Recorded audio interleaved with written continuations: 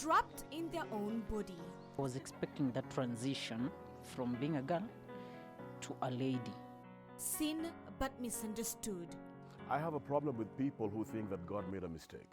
But in his own eyes, he is no different. This is the story of James, telling a tale many shy from discussing. Will society ever accept him?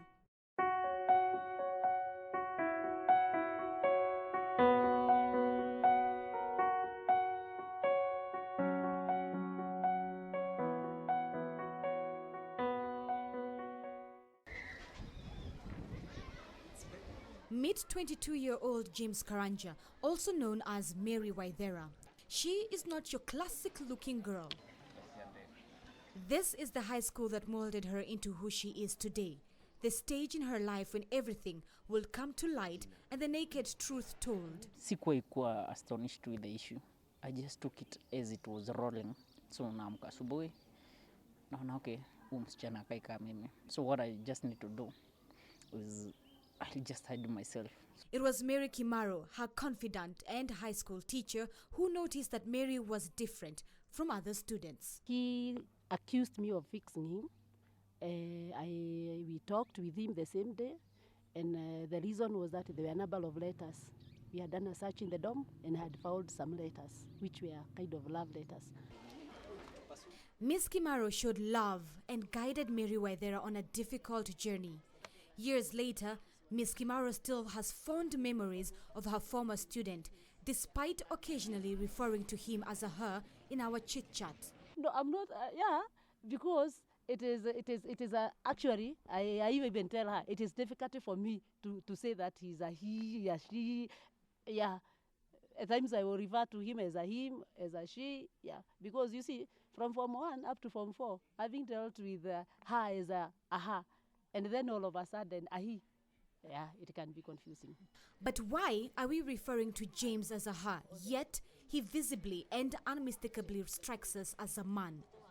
Gender identity can be confused for sexual orientation. The intersex group is where James finds himself, and he is not alone. Intersex is a person born with a reproductive anatomy that does not seem to fit the typical definition of female or male. One finds a female with XX chromosomes having the male XY genetic material. Similar, a man's typical XY chromosomes share the same body as the XX female chromosomes. These people are different from gays, who are individuals exhibiting sexual desire towards persons of one's own sex. I used to find it hard nipate a rafiki mwenye naweza confine. Then because of my nature, because watu walikuwa wanaona shule, I'm not developing nikuwe msichana. So I'm taking more of boys side. So it was a challenge, una matiti, then voice in a break nikuwa from there. So it would be a challenge. Hata msichana mwenyewe angeogopa kabisa kuona na wewe most of the time, because immediately you are seeing together too much. Especially, okay, people know that you are more of a boy, then the other one is more of a lady. Then that's lesbianism. So that one also was a hindrance. Nikuwe na rafiki wa dhati. So I used to be freelance. Kila mtu alikuwa rafiki yangu. I used to talk to everybody. Reconstructive surgery has actually been done. You know, there are many models of treatment and very controversial. Because what happens is that when treatment is given to a child before they can give consent, is that we impose a gender onto this child.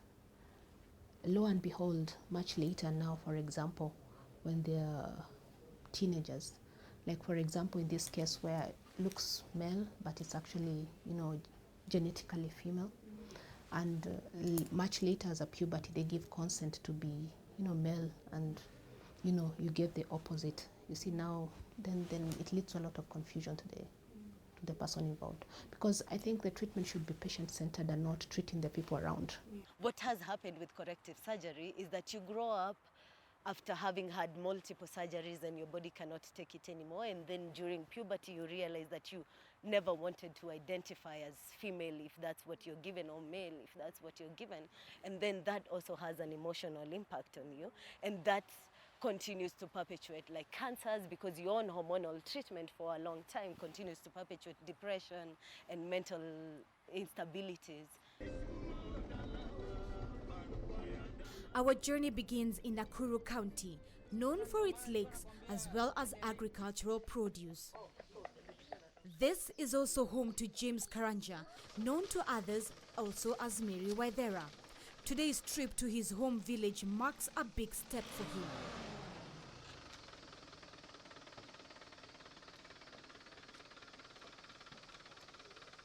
He is about to have an uncomfortable conversation.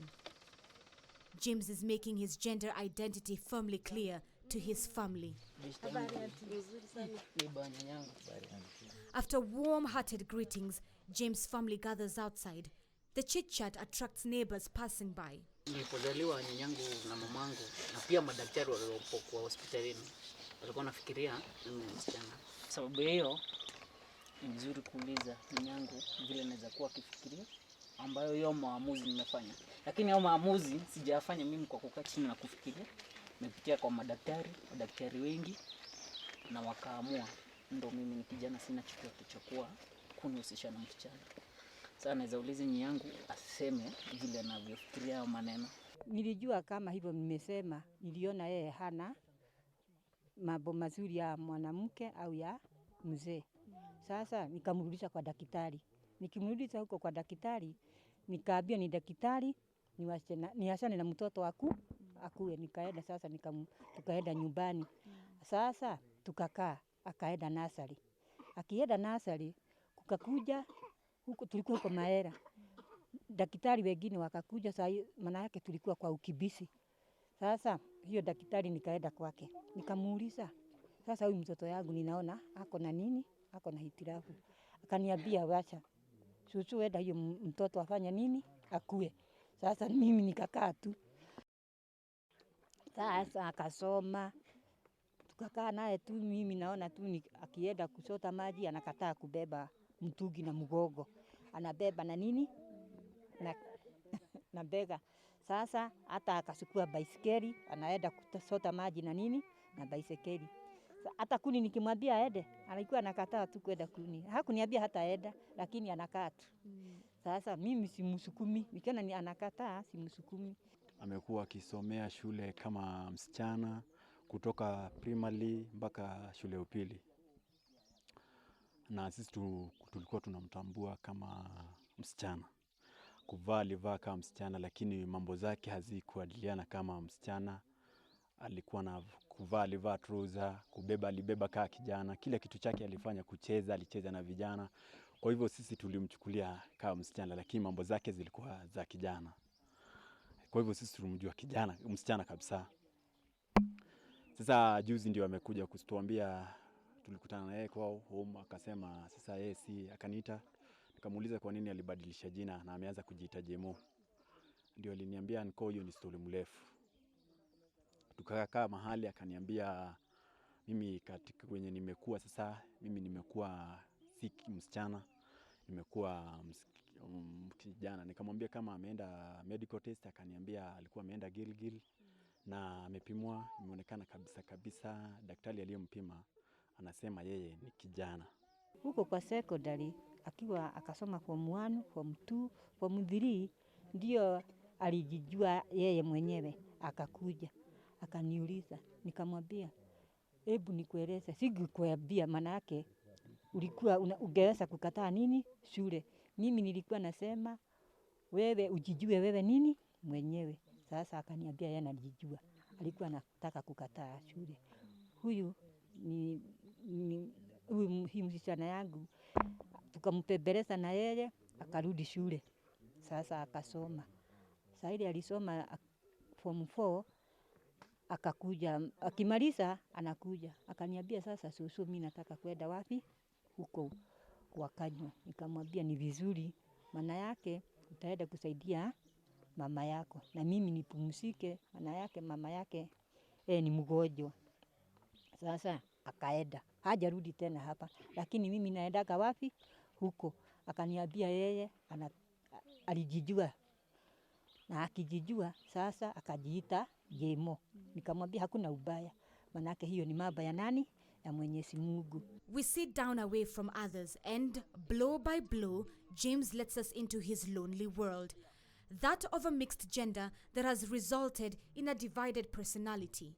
Nilikuwa na expect wazazi wangu waliamua mimi ni msichana. I was expecting that transition from being a girl to a lady. Then all of a sudden, I've taken an opposite direction. Nimechukua mwelekeo mwingine wa kuwa kijana. Mbona mimi? So, but at the end, baada ya kuwa kusoma vitabu, naelewa these issues are, then unaona okay, there's no one to blame. Kamua. So what I need is to roll on with life and change to what I feel. Na mahali nafsikia mimi, I'm comfortable. So I decided to take a guy's name. At the same time, I decided to change my document. Sababu nahitaji kwenda shule, chuo kikuu. Because I recall one day, before mamangu sasa aje kuwa mgonjwa kiakili, akiniosha niko na miaka 4, aliniuliza, alinishika viungo vyangu vya uzazi vya kijana, akaniuliza vyauma, aliniuliza kama zinauma. So what I replied, it was no, because there was no pain. So akaamua kunifanyia, akaniambia okay, if haziumi then it's good to go. Uendelee hivyo, wakati mwingine tutaijua vile tutafanya. So ile kuwa ati I'm interested kujua how a girls look like or how a boy looks like, haikuwa niingia kwa akili vile. It's never. We do tests to check which organs you have, because whether you are male or female is determined by mainly whether you have ovaries or whether you have testes. So if you have ovaries, you are more likely to be a woman. If you have testes, you are more likely to be a male. So as much as in the hospital we are able to do those tests, see which internal organs you have, because you could have a child who is delivered without testes, but they didn't descend. They are still in the abdomen. So when you do ultrasound, you find they are there, but they're in the abdomen, they didn't descend. James admits he first did not understand why his body was different. I went to a girls boarding school. Wakati nilienda huko, I recall very well. Siku ya kwanza kuadmit wa shule, nilienda kuingia kwa gate. Kila mtu aliingia, alitoka, wale waliokuwa kidato cha 4, cha 3 na cha 2, kuona kijana ambaye ameletwa shule yao na msichana. But nilikuwa mdogo sana, so sikuweza kuwa na ile mafikira mbona kila mtu ananiona I'm different. So I thought I was always kufuata yale mamangu alikuwa ameniambia, wewe ni msichana, kaka msichana. So I thought I was in the right place. Bado nilikuwa form 1 na form 2. Sasa nilipofika kidato cha 3 ndo nikakuwa na ile self realization. Mimi nikabarehe, nikajua I'm in the wrong place, but at the right time, juu nahitaji kusoma. For a topic seen as taboo and not popular in African home states, many find it difficult and uncomfortable to discuss gender identity. In fact, in some communities, such children might even be sacrificed or thrown away or killed because they are seen to be a bad omen. Not just intersex, any malformation. You know, intersex is just a malformation of the genitalia. You could have malformations of the face, you could have malformations of the limbs. So we know some communities, when you have malformations, they would even kill the child and say this is a bad omen. So I would say, not that really they don't support, they don't understand. And the way culture has a lot of influence on how we interpret things. So certain cultures might interpret this is witchcraft, or so when you bring in the culture, then it could be very unfortunate for a particular individual. From 2008 until 2012, I struggled with cancer, ovarian cancer, cervical cancer, endometrial cancer, all sorts of cancer. And then in 2012, the doctors discovered that I have testes attached to my ovaries. And for that, my thyroid does not produce hormones the way a female body does, and for that my hormonal combination is ridiculous, and my chromosomal count also is out of charts. If I was going to question my Africanness, or thus the process that had gotten me to the point that I understood that my body could exist without necessarily being either or, I'll be doing disservice to my Africanness. Nilikuwa na shida moja shule. I used to attract large crowd ya wasichana, and at the same time nilikuwa the teacher's favorite na teaching staff favorite na bado student. Sasa juu ya kuwa napendwa na kila mtu, nilipofika kidato cha 3 nikafanywa assistant head girl, nikaendelea vizuri. I was very disciplined, but uko ndani I used to receive love letters. Sasa walimu walikuwa at that time there's no teacher who ever caught me. Love letters ulikuwa unazipokea kutoka kwa wasichana wenzangu. Okay, they were saying like, okay, you are cute, why I love your lips. And then sasa zile sexual content in a letter, what you can write to somebody, hizo ndo nilikuwa napata mimi. Okay, I never used to reply any of those letters. Growing up, James' mother was barely around. She suffers from mental illness. James' grandmother never said a word to him about having 2 reproductive organs, and she had her reasons. James angesoma, angewezi kusoma, angekataa.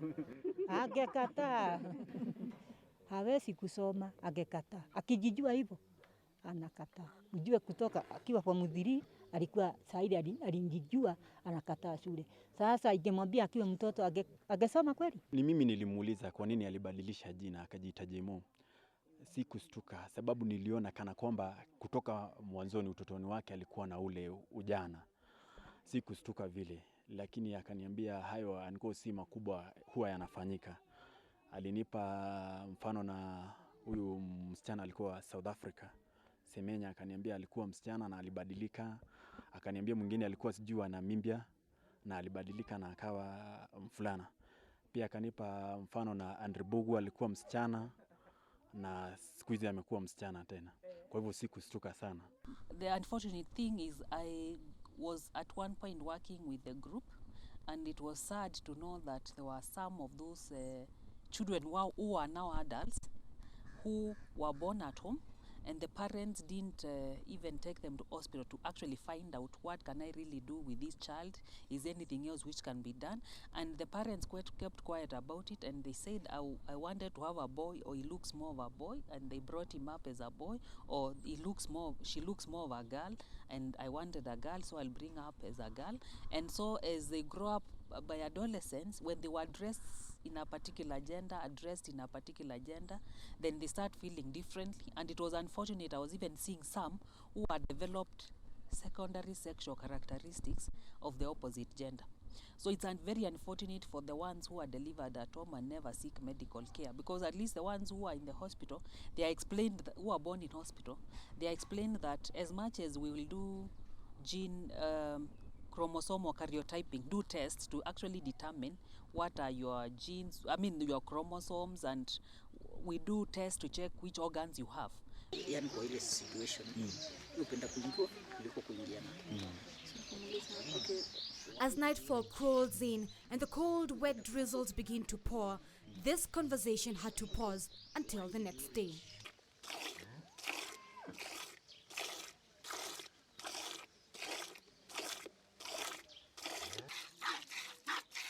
The following day, we find Joseph, James' uncle, busy with the day's chores. James spent the night with his family. But there is still one more step he needs to take in his quest for a peaceful mindset. You ready, Mom? Sorry.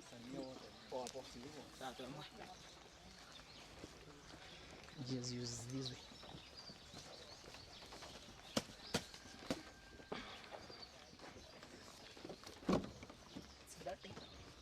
My shoes.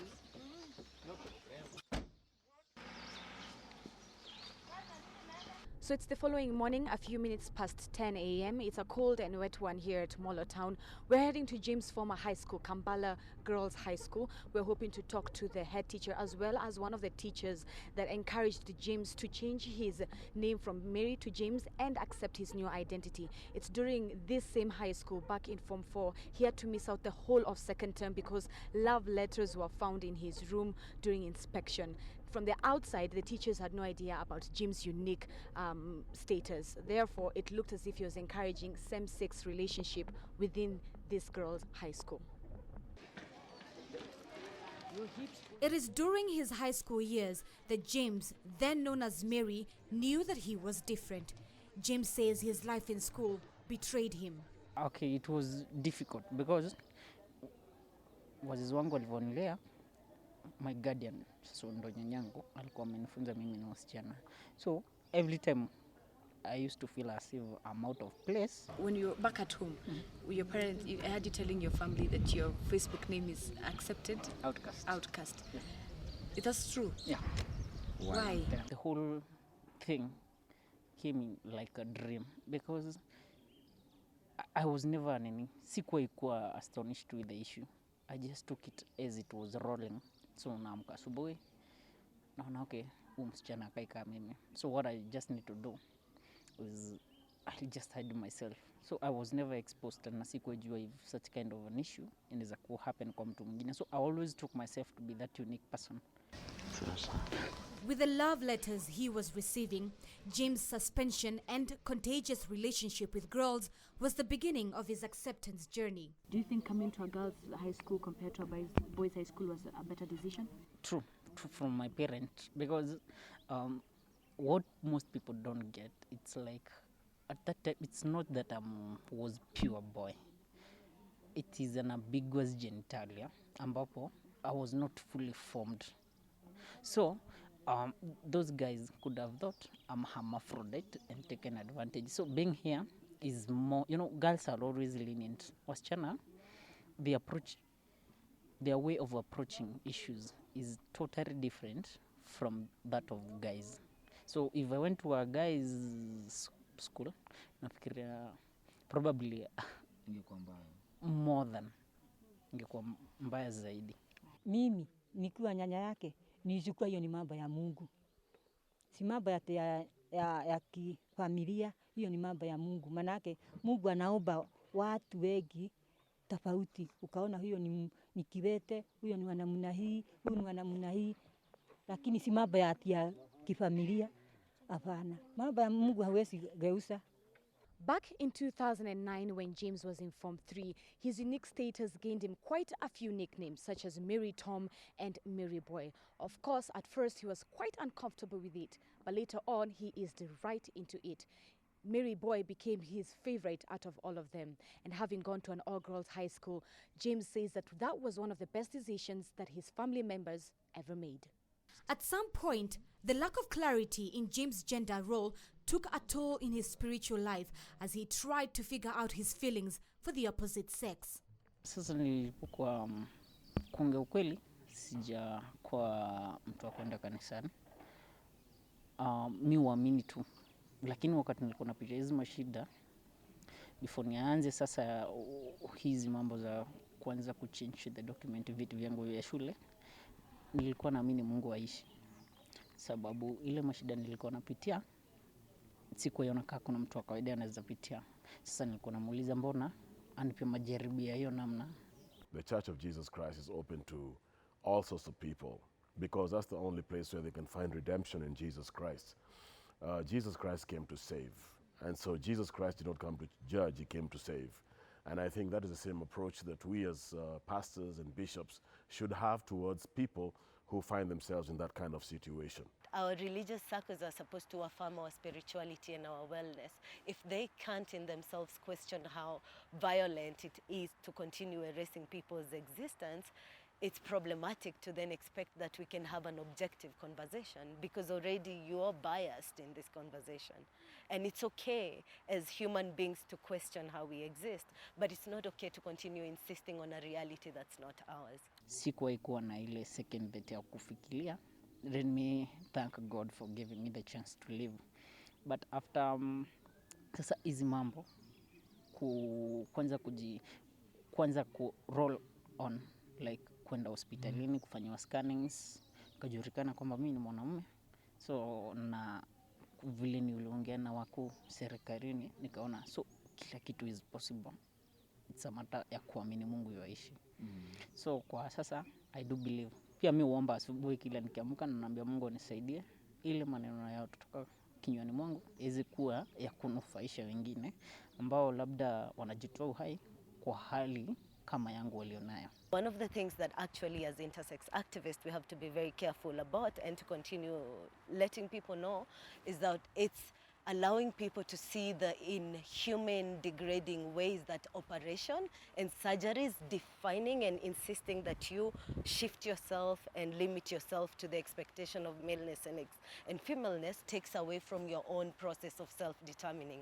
This is why we have a lot of mental illnesses and discomfort, because the dysphoria around gender is that insistence that your genitalia is the whole essence of your gender. But we know that gender encompasses your hormones, and hormonal balances vary from body to body, your chromosomes, and that also varies.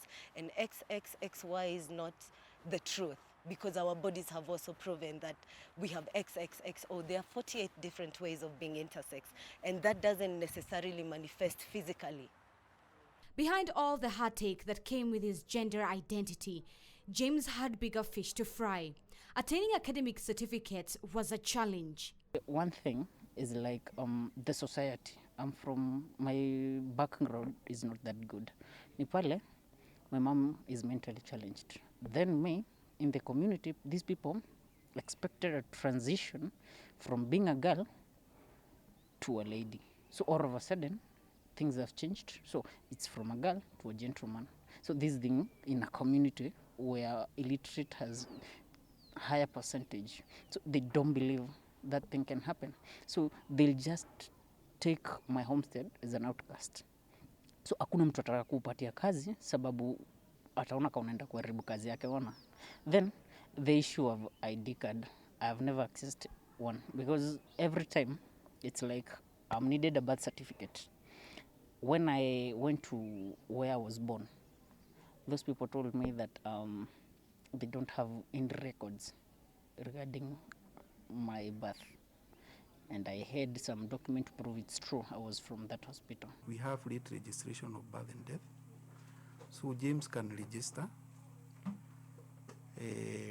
go to the registrar of births and deaths and get a birth certificate. But now, since James has discovered himself, previously he was a lady. Now that he has discovered that he's a man, certainly those facts must be disclosed to the registrar, so that when he's issuing the birth certificate, do not differ with some of the maybe academic certificates James already have. The journey he walks is overlooked in society, but James has begun the conversation. Now he's looking forward to fatherhood. In every problem, there's a solution. Because tuseme sijapata mtoto, so I think I can adopt mtoto. So that one has not been my issue. And then this confidence, I've got confidence in me. So even if I fail, I'm with the right person who understands me. As much as we are afraid, we are fearful of what it means, we have it. That's James exists because we are all Kenyans and we are willing to speak James's narrative right here, because that's a reality. Would we rather erase that, or would we rather face that? So I believe that we have space to have this conversation, that it's a dialogue that we need to become more empathetic with, and we need to have more tenderness with. Sasa hiyo jina si yako. Unaitwa James Karanja. Wewe ni James Karanja. James' medical condition is not life-threatening, but it causes social misunderstanding. The lack of awareness within society places labels on victims such as James, labels on health conditions that they did not choose from. Also, Kenya's constitution is also a bit weak when it comes to recognizing unique medical conditions such as this one. Creating awareness, talking about it, and stronger law structures can go such a long way. Zindzi Kibiku, KTN News, Nakuru County.